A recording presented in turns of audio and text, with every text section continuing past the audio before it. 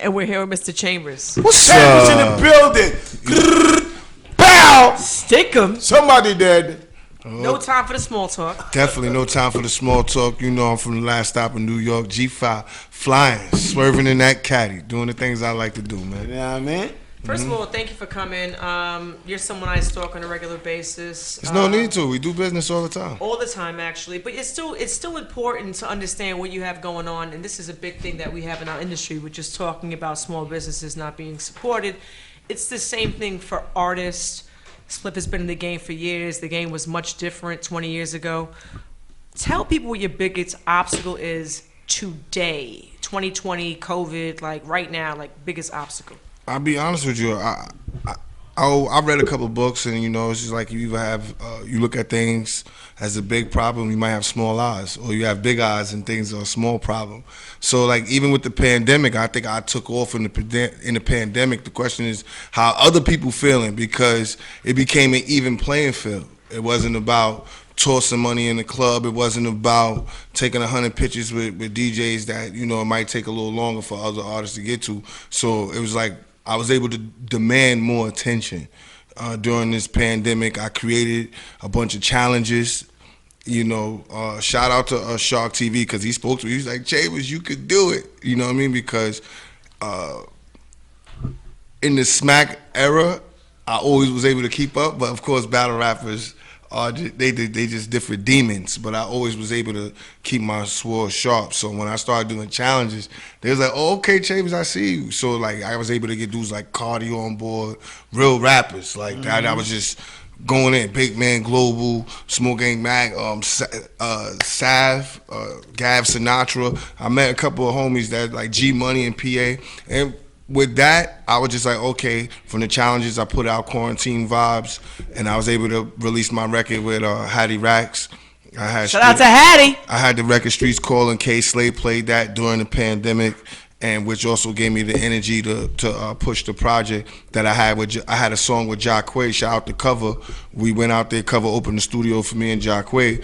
We dropped that record, and Drewski played that the same night. And then it was just, I was just regaining energy, keeping the challenges going, and you know, keeping the no time for the small talk going right from live. Shout out to everybody in Nigeria, Africa, UK who was tuned in with me. You know, that was living with that warrior mentality. To, you know, I'm doing big things now. Like shout out to Cassius and Handsome Baller. You know, they did the. I did something that was like inspired by Versus. But shout out to Zeke and shout out to Swift Studios and everybody at No Time for the Small Talk. Also Chills, Crystal, Josh Mayer. We made magic happen. I would like to say, I think the way we put it together was very structured, very well, almost good as Versus, if not better. How important was it for you to create your own platform? And it's funny, I won't mention names, but somebody I was affiliated with, they wanted to start their own show because I said, you want to pay X amount of dollars to go on other people's station. You have your own fan base. Do your own show, have guests come on, potential, not co-workers, but, you know, co-contractors or what have you. How important was the platform for you as an artist? It was very important because it started when I started learning the algorithms of strip clubs. Where does that sound? And then once I was in the strip club, shout out to Pedro, he let me in the trap house, and I was able to work my record, all of my niggas with Manolo Rose, and that's where I got my first record that allowed me to get $700 booking. You know, I got my first $700 booking, and then I started hanging out, talking to the club owners, and you know what I mean, talking to the DJs, getting familiar with people that was coming in, and then I would just be like, yo, on Thursday, what goes on here? Like, he was like, nothing, from 7 to 12. I'm like, oh, let me do something so it'll be packed by the time people come in. So I created Trappers Only concert. So a lot of people felt like, oh, okay, we're gonna rap, take the picture with Drewski and Enough and Magic and all that, but what happens after that?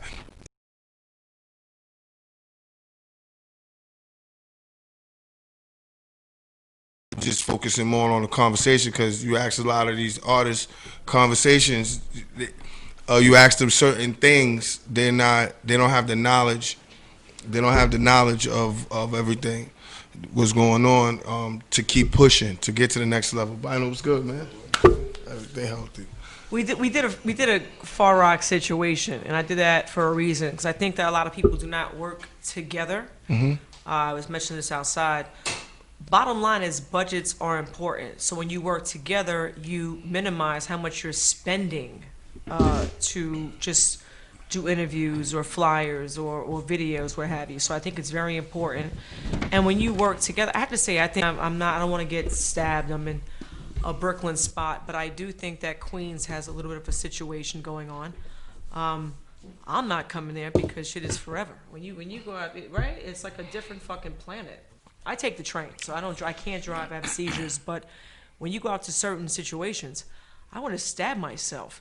So I commend you guys. What situation you talking about? In general, like when I have to go anywhere to your situation, it's 3.5 days to get there. I feel like I should be going to another country. Well, it depends because, like I said, Trap House that was over there on Woodhaven. It depends what demographic you was appealing to. Like me, I was appealing to the East New York, Queens, Coney Island, Long Island. That was that demographic. If you had a car, it was 20 minutes over the bridge, so it wasn't really killing everybody. And then people started. I was packing out the place so much, people who thought I was a club promoter / rapper. But that's the whole situation. But that's how I was surviving. I was living off of that. Like I was able to gain money with the promoters. Yes, I survived off clubs because the more people that come in, the way I won with the DJs. You think Drewski and them didn't respect it when they see everybody know the record? It took for people to come to something I created for them to see that. Like Enough came in and he knew I'm French Though was the wave.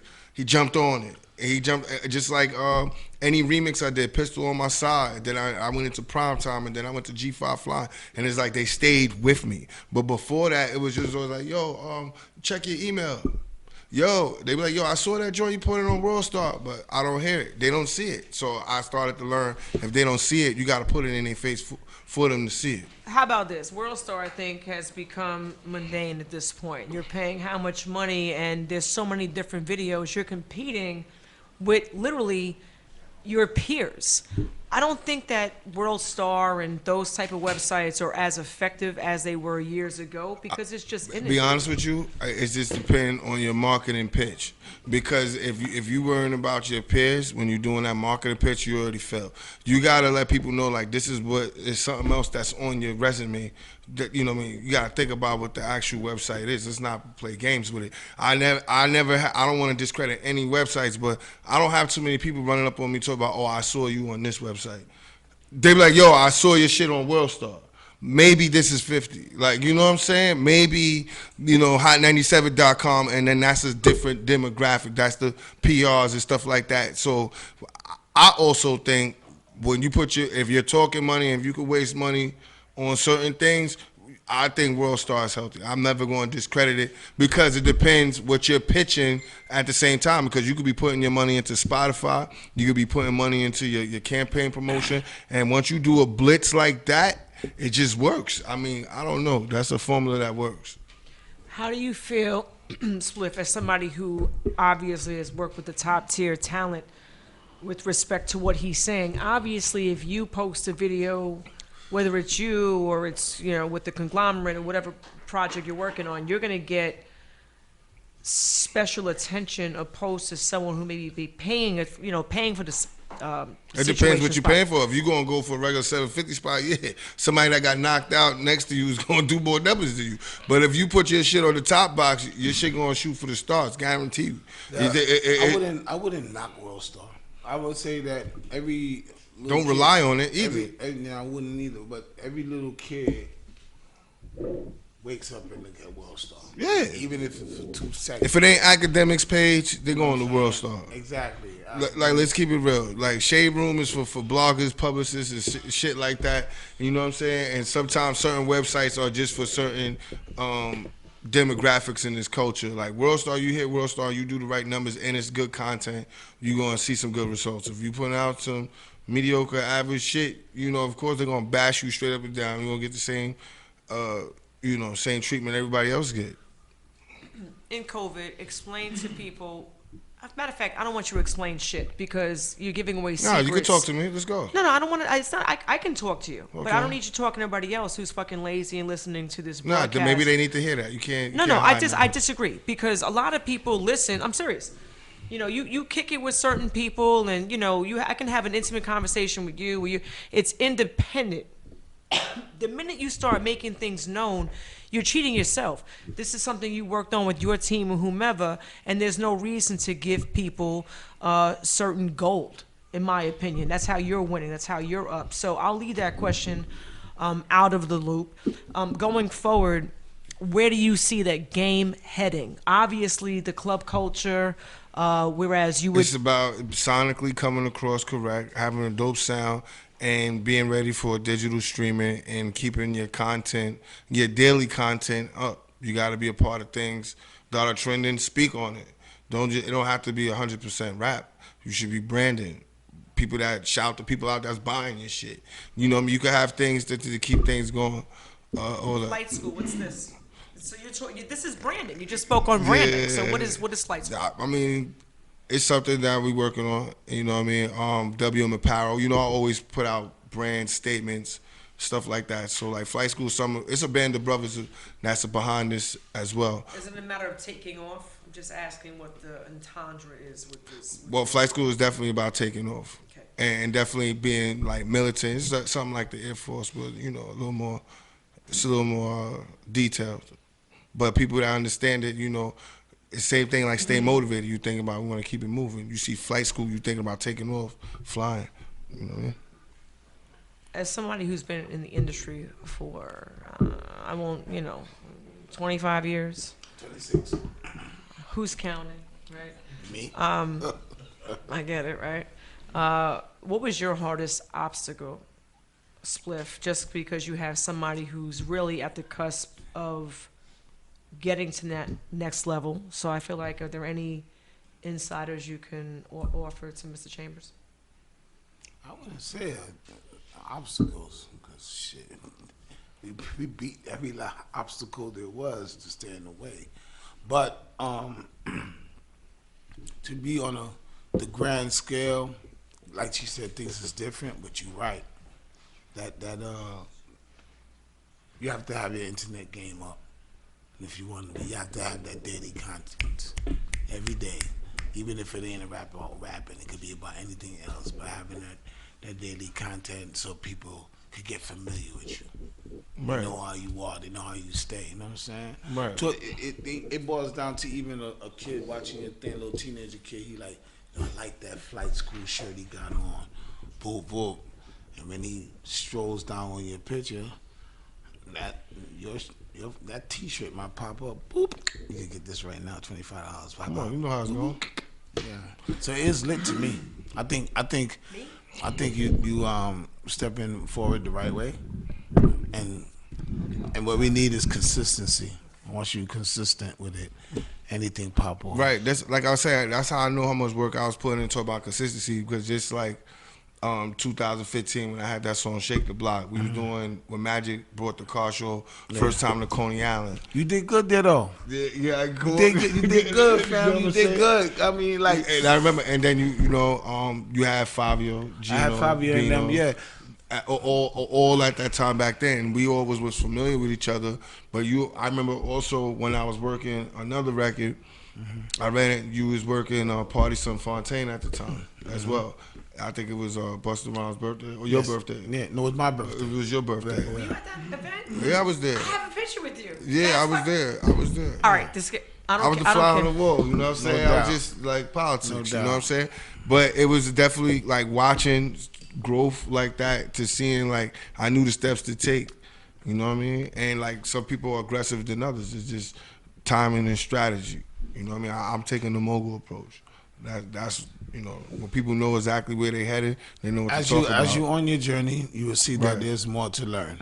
Gangster. You know what I'm saying? As long as Busta and I've been in the business, there's still things we have to learn. At least I feel that way. There's still things that we have to learn. There's better decisions as men that we can make. You know what I mean? And Yeah, and honestly, even watching some of the young cats do it, they kind of inspired me to do a lot of different shit. You know what I'm saying? So Got to keep an open mind. there you go, there you go. And like I said, it's consistency. Consistency is how you write. You know what I mean? But if I do keep going to the gym after a while, you're gonna look brolic. You know what I mean? You go to the studio after a while, you're gonna make that hit, that one record that's gonna change your whole entire life. You know what I'm saying? Right. I remember sitting in the studio with OT Genesis, and he was building some records, and when he came with Coco, Busta originally picked a different record for him to drop as a single. But when I heard Coco, I was like, nah, we gotta drop Coco.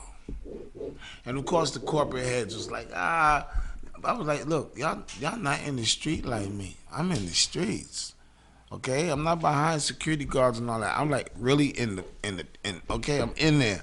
So if you drop this OT Genesis, your life is gonna change, homie.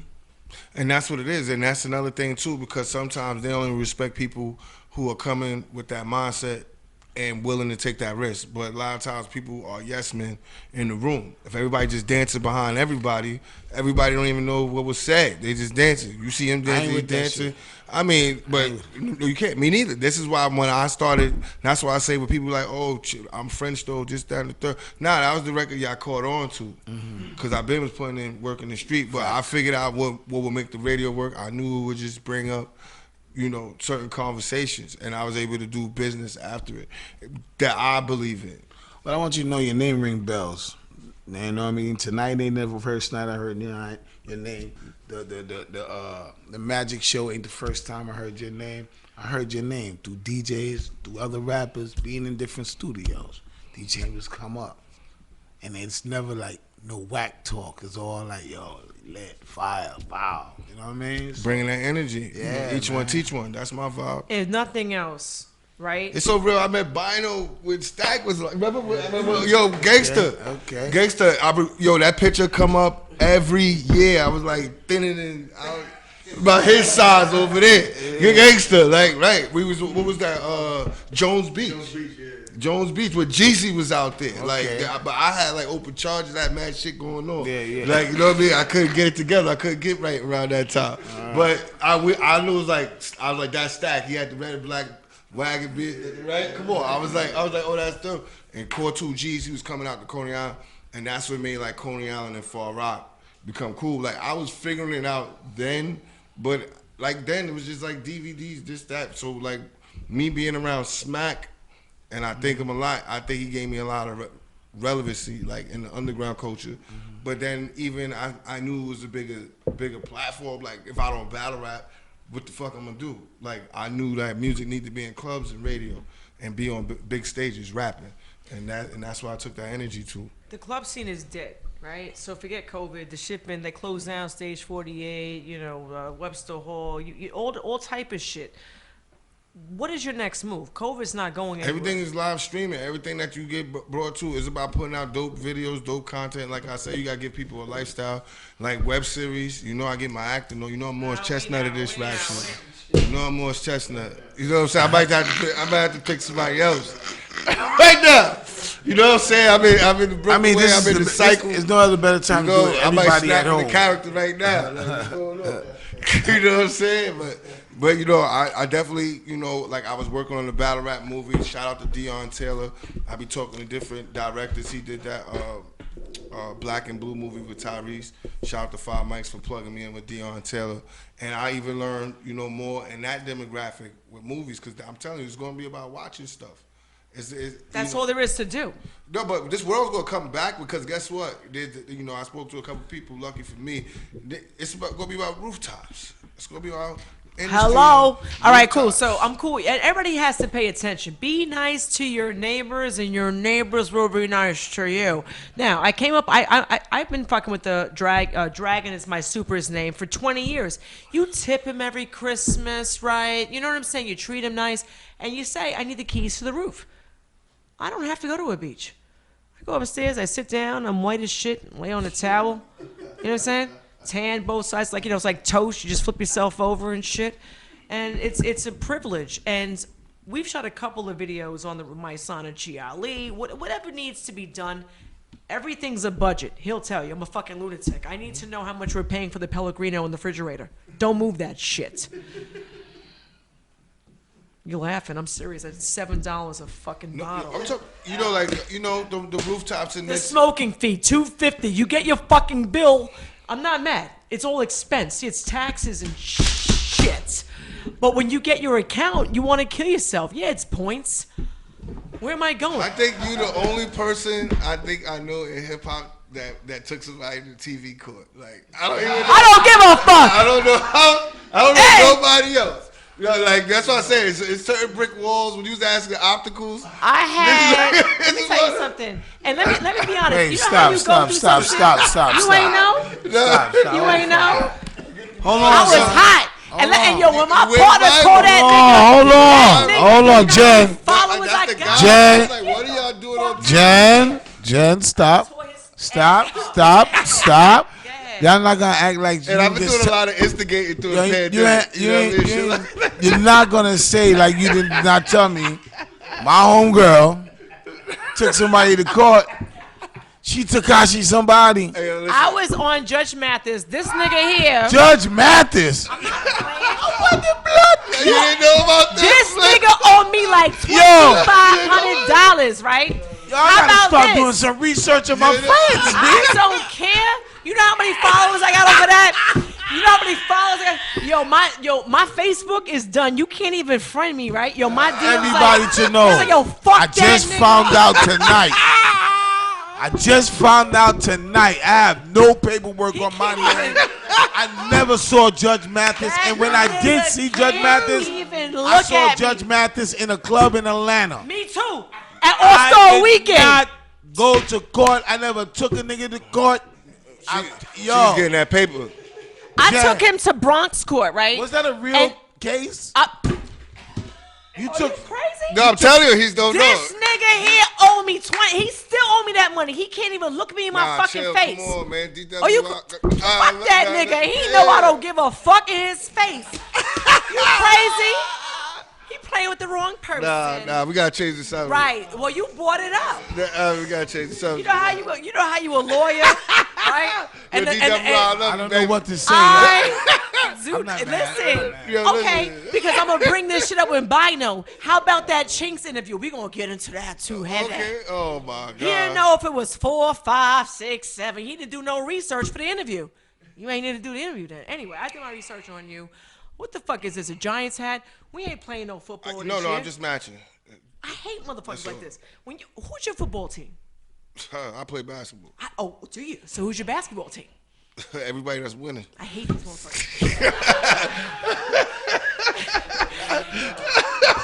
They be in the ball last like, year it was Golden State. The year before that was Cleveland. You know what I mean?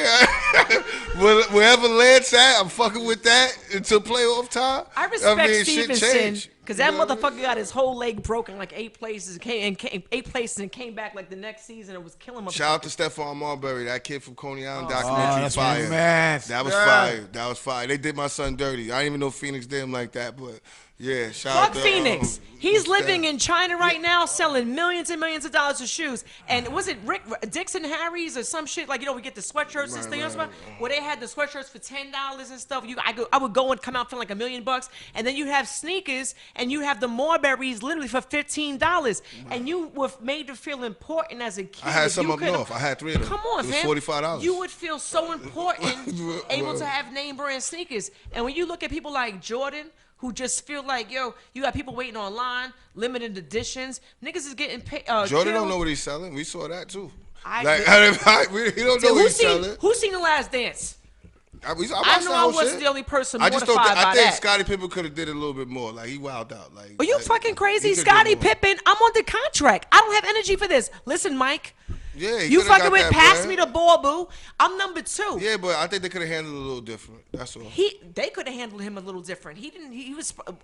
I'm saying that's what they could have handled him a little different. Chicago. Right. The fucking GM was a manager. An asshole. The owner was a fucking asshole. They could have handled it. Look at the Knicks. Right. Look at that. I had a Knicks shirt on the other day. People was like, Yo, I don't even think people care if the Knicks win. or even No, we do care. yeah. Absolutely. Oh, okay. The facts is that the Knicks. Just asking. I'm gonna keep it real. My opinion, the Knicks haven't been popping since Ewan left. Yo, everybody go to the yourself. Nets. Period. Everybody go to 95, Brooklyn. 96. Everybody go to the Barclays The Center Knicks, now. the Like Knicks haven't been popping. Everybody go to the Barclays since Center. Ewan left. Kevin Once Garnett. Ewan left, the Knicks been dead ever since. Kevin And Durant. Paul Ewing, he didn't even get a.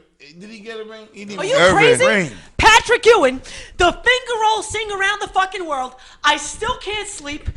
Joe, it's their best second chance. And then John Starks, who I've had the privilege of fucking interviewing, he was 2 for goddamn 28 on Easter Sunday. And the one he missed, he steps on the line and then misses a free. Listen, I know the whole sequence. I don't have energy for this shit.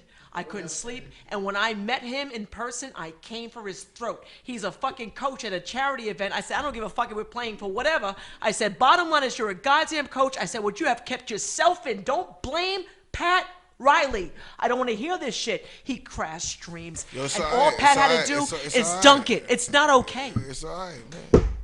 That nigga selling mad sneakers. He getting bread. He chilling. Who, Patrick Ewing? Yeah, hell I had yeah. a pair Some of niggas those who for still copy $10. yours. Look, You know? she just got on her knees. I was mad at that She was shit. upset. I'm On her mad. I'm knees? still mad. Man, you know this shit crazy. Anyway, I think with the DWI shit, man.